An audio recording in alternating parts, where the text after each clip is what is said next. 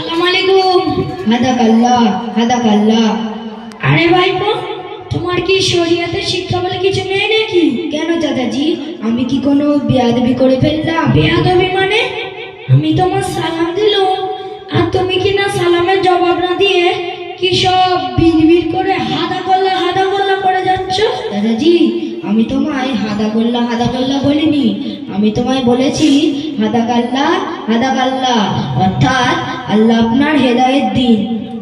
মানে এতটুকু ছোড়া দু কথা বিদ্যে শিখে আমার বোন ধরো?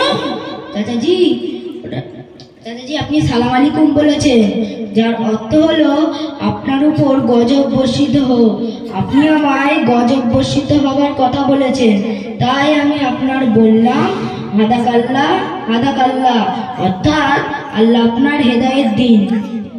তিনবার হজ করে আসলুম, কত মল সাহেব, পীর সাহেব, আমি সাহেবদের সাথে ওটা বসে করলাম, তারা কেউ আমার কিছু বললো না, আর তুমি সালামের ভুল ধরো?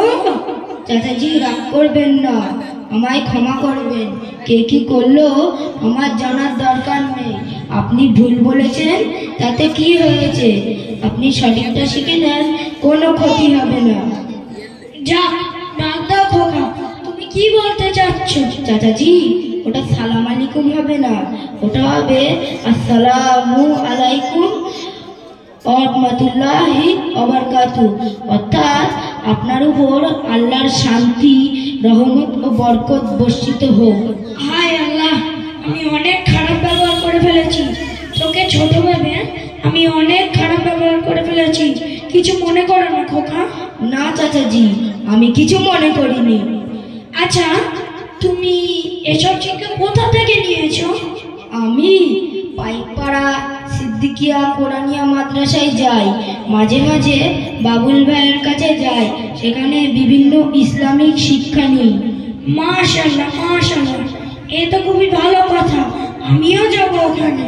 হ্যাঁ চাচাজি, ওখানে নামাজ, রোজা ও শরিয়াতের বিভিন্ন শিক্ষা দেওয়া হয়, আর হুজুরের সংস্পর্শে থাকলে আপনি সব শিখে যাবেন।